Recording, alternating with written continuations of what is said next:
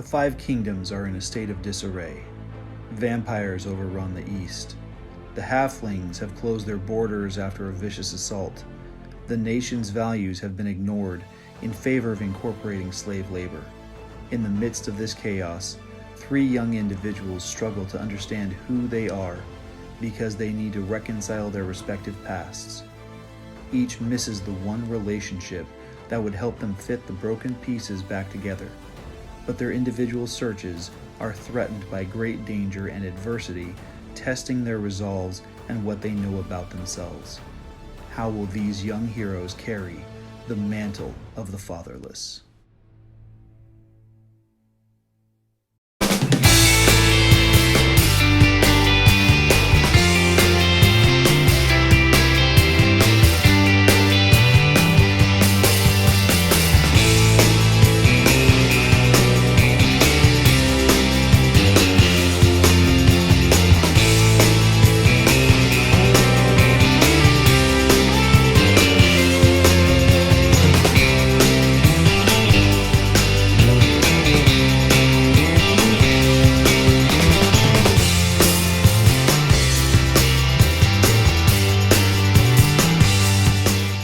Welcome to The Right Way, where we talk book recommendations, author interviews, and creative writing tips. We have a great new episode in store for you this week, but before I get into it, here are some big ticket items popping up that I think you should be aware about. Now, if you couldn't tell from the advertisement at the beginning of the video, the 5th book in my fantasy series, The Archives of Ran, that means the 5 Kingdoms, released just last month. Now, if you're interested in picking up a copy, there are links down in the video description. Next up, I have my 3rd writing workshop of the year coming up just next week. I'll be leading an action writing workshop on Saturday, March 11th from 11 a.m. to 12:30 at the Hanford branch of the Kings County Library. Action set pieces can be crucial and energetic inclusions into a story to help move the plot along when you hit a low point, and this workshop is geared for building those writing skills. Now, if you're a local, come on down to the library. The class is free, and the only thing that you need to bring is a pen, notebook, and your imagination. Everything else will be provided for you. Lastly, we are just 2 weeks away from the 200th milestone episode. Now, if you watched my February live stream on Instagram, then you'll already know that my special guest interviewee is none other than award-winning horror and suspense writer Jonathan Mayberry. I've been geeking out about this for months because this was such a fun interview to do. I'm looking forward to sharing this with you guys.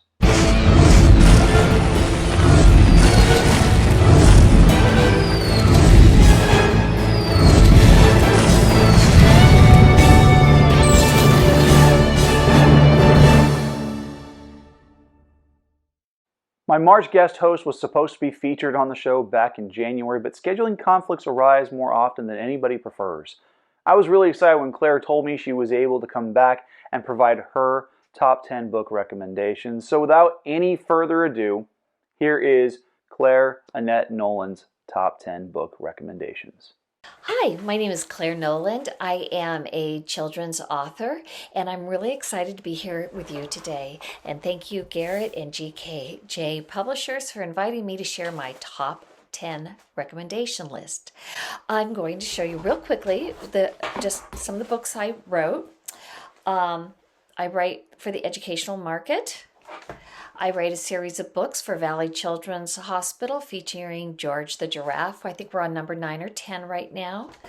I wrote the award-winning Evie's Field Day about a little girl who hates to lose and but redeems herself and learns how to be a friend. It recently came out with a Spanish edition and hopefully will be being translated into more. And finally, I'd like to share my most recent release, which came out in December of 2022, called Raven's Gift, A Feathered Flight of Faith. This book was based on an old legend that I found. I revised it and redid it with a different message, but my inspiration came from an old story. So the books that I would like to share today with you are ones that have been reimagined, re-envisioned, and re-illustrated by different authors and illustrators of classics, of classics you would have heard of, fairy tales, folk tales, and myths. I'd like to start off with one that I'm sure you all know, which is The Wizard of Oz by L. Frank Baum. This one was illustrated by Robert Sabuda and is an incredible pop-up version. Very, very fun. And Gregory Maguire has changed it and wrote a whole book called Wicked based on this. It's also been made into a movie and a theater.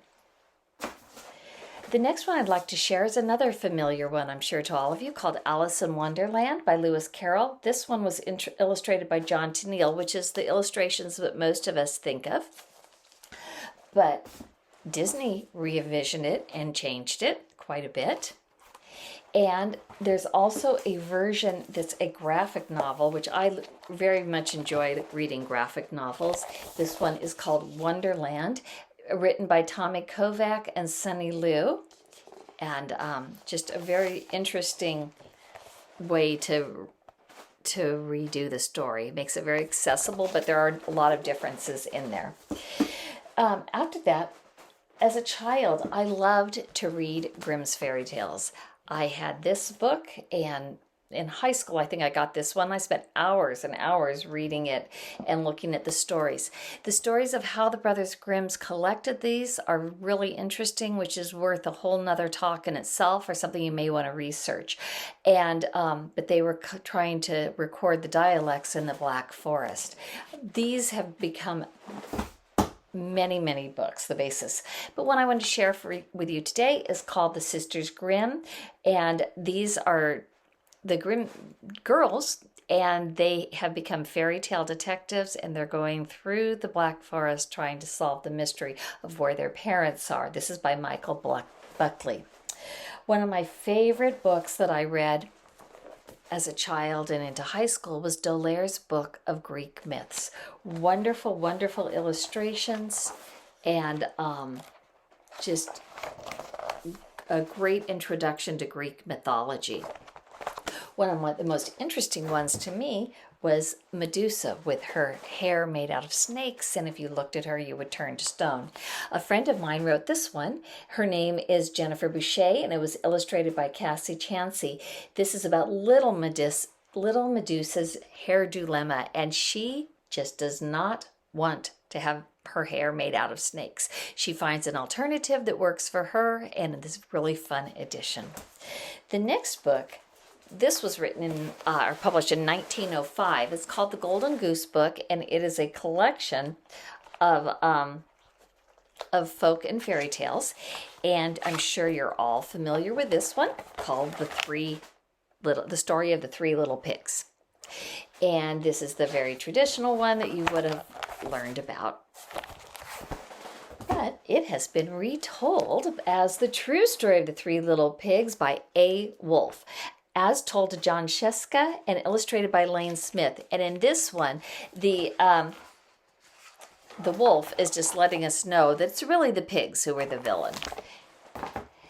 A story that I remember as a child being read to me at the library is called The Magic Porridge Pot, about a little girl, and this is actually from the Brothers Grimm, who met up with somebody in the woods who gave them a magic pot, but she didn't remember how to stop it. So porridge kept going all over the town. At first they thought it was great to have all this free porridge until they realized there was too much. As you can see, this is an Italian version called Strega Nona, which means grandmother witch. And she has, she can do all sorts of things, but she has a helper named Big Anthony. And he knew about her pot, and he decided to try it when she left one day, but he didn't know how to turn it off. And so, as in the other one, he went down and boasted about how he was going to give everybody spaghetti until the spaghetti took over the town. And Strega showed up. The next one I'd like to tell you is Rapunzel, which you've probably seen in movies. But this is the girl that's in the tower with the long, long hair. I'd like to share with you a board book for the youngest children. This is set in India and has just beautiful illustrations and a lot of the cultural things that are in India. But I also have, by Shannon and Hale, who are just terrific writers, a graphic novel version called Rapunzel's Revenge, where she uses her braids as a lasso. And it is another great book to read. Cinderella was always one of my favorite stories. Here is a version translated and illustrated by Marcia Brown. It is a French fairy tale. And these very text heavy with lots of delicate illustrations. Received the Caldecott Award. But it has been retold actually and is found all over the world. This one is a Korean Cinderella with beautiful clothes and fans and costumes. Are actually the handbox from all over Korea. So it's a really nice edition. I'm not counting down very well, but my 9th book I'd like to share with you is called Little Red Riding Hood, another favorite. This one was translated and retold by Trina Short-Hyman and received the Newbery Honor. This had a lot of controversy because Little Red Riding Hood was given a bottle of wine by her mother, and librarians of the time did not think that was a very good idea. But the illustrations are absolutely gorgeous. This is a Chinese version called Lon PoPo, and it's very dark. The illustrations are dark. The whole story is dark. So here are the children, and let me see if I can find a good picture of the wolf. Yeah, so there's the wolf down there, but a very beautiful version of Little Red Riding Hood. And I know I'm cheating by sharing too many, but this is Little Red Riding Hood with Weimaraner playing the parts. So another very good one. Finally, I have The Gingerbread Man, about the gingerbread man who comes to life and says, run, run, as fast as you can't catch me, I'm the gingerbread man. So this is a classic loved by children in many, many different versions. But I have one of my writing friends recently came out with the Leaping Ladoo, and it is set in India, and a Ladoo is a dessert. And so they decide to make it, and look what happens when it pops out of the pan. So it's a little girl who chases it until the Ladoo gets what it deserves. And it has a recipe in the back. So I hope some of these books have inspired you to maybe go on and write some of your own. If you have any questions, Garrett will have all the information about how to contact me, and I will post a list of all these books on my blog. So thanks for watching. Happy writing and happy reading.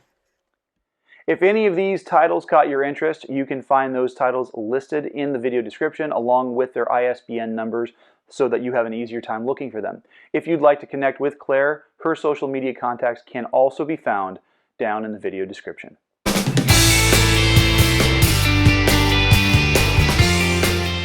Hey, thanks for watching. Please hit like, hit subscribe, and hit the bell for notifications on new videos.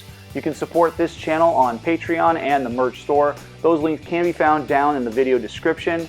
And make sure to tune in next week as we go a little out of order and do the March Creators Corner segment. Have a great week.